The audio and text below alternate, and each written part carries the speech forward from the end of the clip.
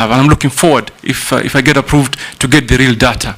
So there are certain quick things that we must do to ensure that Kenya becomes an attractive point of investment, particularly in the area of mining, blue economy, and maritime affairs, Mr. Speaker. I thank you.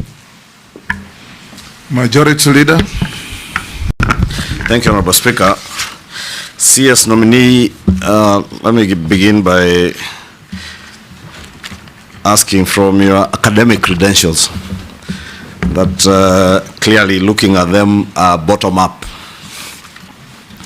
And having said how you began your journey for getting your degrees all the way to Harvard, Kennedy, it's Kennedy what? Kennedy School of Government. School of Government. What would you tell young Kenyans who may have started off life like you in terms of being able to pursue academic credentials later in life? That would be one. Two, you come from a region where the blue economy, as you say, holds very huge potential to create employment.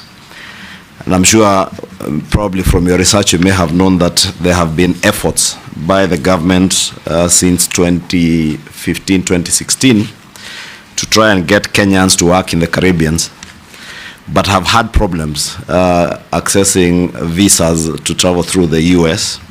What will you do as Cabinet Secretary to ensure, one, that we are able to train as many young people to work in the maritime industry, because there is a very huge potential, as you say, to create jobs in that industry. What will you do to help Kenyans, one, train, two, access jobs even outside the country? The other question would relate to the mining docket. There is a lot of unregulated and unlicensed and what would be tantamount to illegal mining around the country. What will you do as CS to ensure, one, that any player who is in the mining industry in Kenya is licensed and regulated? And that also involves things like quarries. You've seen the recent cases in Nairobi, in quarry here in Embakasi, where abandoned quarries are left unfilled. They have now become graveyards for criminals. They are dump sites. What will you do to make sure that anybody who is involved, even in quarrying, is one, taking care of the environment, especially in getting to refill many of these quarries, and that industry is well regulated and anybody and everybody engaged in it is licensed? Nominee.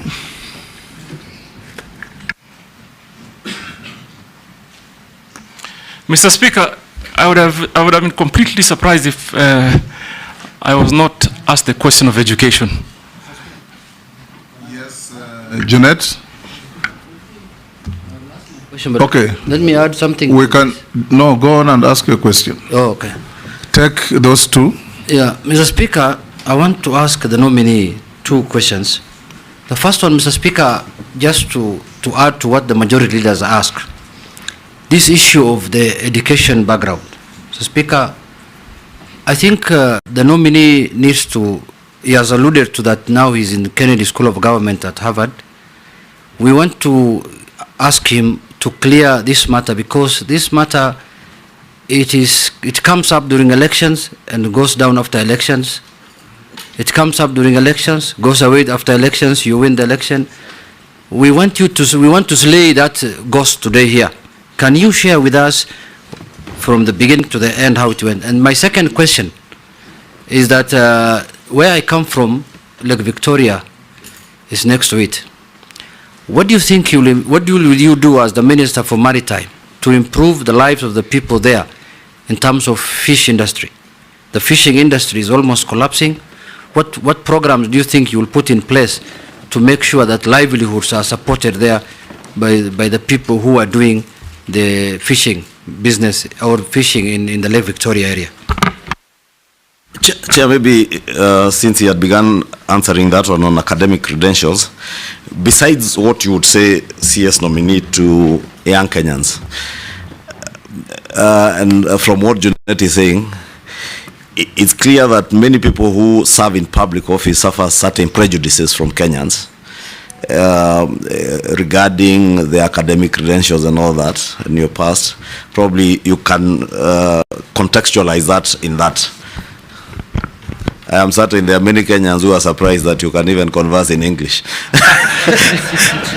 There are many who are asking how you would be able to be vetted. I understand. You cannot converse in English. I understand, Mr. Speaker, and I must first of all say it is almost normal for people to cast doubt of Wapwanis. Sometimes, and Owen Bai and Mishi Mboko probably will bear me witness. But we can and we are as qualified as any other Kenyan. Now, Mr. Speaker, I want to walk you through my educational journey and where I drew my inspiration. More than what you did? No. To respond to the question, I want to walk you through how I achieved what I achieved and I'll continue to achieve. With brevity. Without a doubt. Mr. Speaker, first of all, I want to mention that I drew my inspiration from one Professor Ali Mazrui. Professor Ali Mazrui did not succeed in his Cambridge examination to be admitted in the university to attain his first degree. That aside, Mr. Speaker, I want to mention to this House. Ali Mazrui is one of the most renowned scholar and admirable scholars. We love him. He's one of our own from the coastal region. He's not just the coastals. I love him even more. I named one of my kids. You must. I named one of my brothers Mazrui. Mr. Speaker, there is absolutely no way you cannot love Ali Mazrui, given his contribution to basically the general well-being of our society. But Mr. Speaker, this is the point. I want Kenyans to know that historical struggles are real. Are real. Someone should never imagine for a minute that if they come from places or spaces of comfort, that there may be a level playing field for everyone.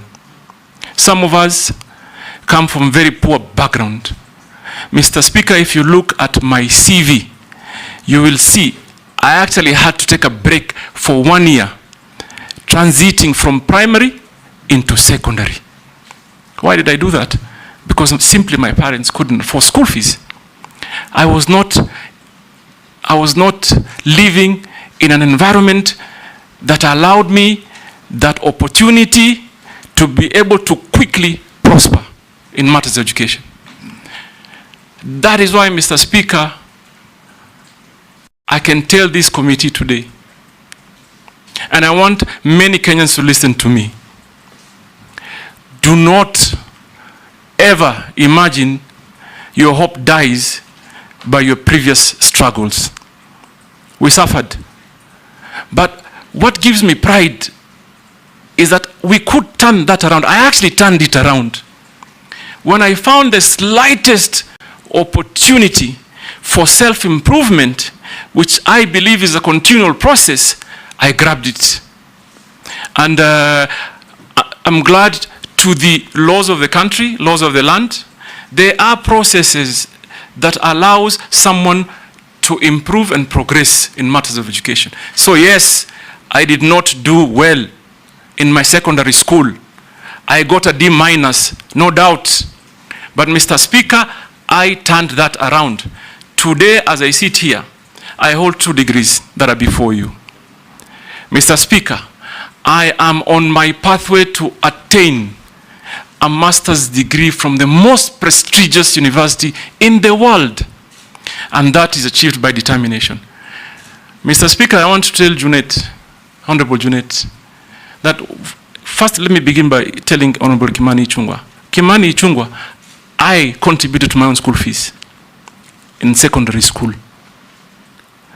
I had an understanding at that time with my principal that he released me earlier than any other student because I needed to go work. And I did. And I contributed. At that point, what was my priority? To conclude KCSE. And I knew deep in my mind that I will always in my life have a chance to further pursue and acquire more knowledge. And like I said, I would have been very surprised if this question did not come up, because it comes up every time there's an opportunity for me to do something. Every time. It started when I was running for MP. It started when I was running for MP in 2007. Big conversation. And that time they even actually said that my nursery certification was fake, my kindergarten. But we succeeded. When I was running for governor, Mr. Speaker, and I'm saying this so that I hope we can bring this to a permanent closure. When I was running for governor in 2013, it also became one of the biggest campaign issues. I know there were even attempts to bribe some people in the institutions that I was with. Somebody once told me, someone came to me and told me, Bana, we've been told to suspend your degree. To purport, we're undertaking some investigation, just to not to allow me to meet the required timelines to submit my papers. But we overcame that and moved on. Then, Mr. Speaker, you also will remember, because it is a matter of public knowledge, the administration of President Uhuru Kenyatta, particularly the first term, had quite some issues with me. So again, there were those who felt that they may have an opportunity now to permanently remove me from the political equation by dealing with my education credentials. So, Mr. Speaker, I report before this House, there is no government institution, be it Higher Learning Commission, DCI, EACC, even a judicial process, that has not investigated my credentials. And I commit before this House. In fact, they should be looking at this space. Probably if we succeed, if you nominate me, and we do well, the next, if I'm approved, the next vetting, you should see a PhD, Mr. Speaker. I'm telling you, watch this space. If I come back here, if God wills, you approve me, we do some real work, better the lives of the Kenyan people, you'll call me Dr. Hassan with Joho, the next one, sir. What Mr. was Speaker, on the other matters. Hold that. What was the outcome of the judicial challenge on your papers? Mr. Speaker, they lost. And I actually know who sponsored the process, but they lost. You cannot take what is rightfully mine. It's as simple as that. Go on and answer the other questions. So they lost. And I know, unfortunately, there's an old man there in Mombasa, an 82 old man, who keeps sponsoring people to pursue the, and I'm sure probably... Focus on your suitability. Mr. Speaker, yes. I want to answer the question by Honorable Kimani Ichungwa on the blue economy. And I want to combine it with maritime affairs. And I like the fact that you particularly picked on the job opportunities. Mr. Speaker, this ministry is a wealth creation ministry. This ministry is a great employment creation ministry. Now, just to give you some statistics, today, the global demand on seafarers is almost at 1.9 million. We in Kenya are contributing barely 0.2%. So out of, basically what I'm saying is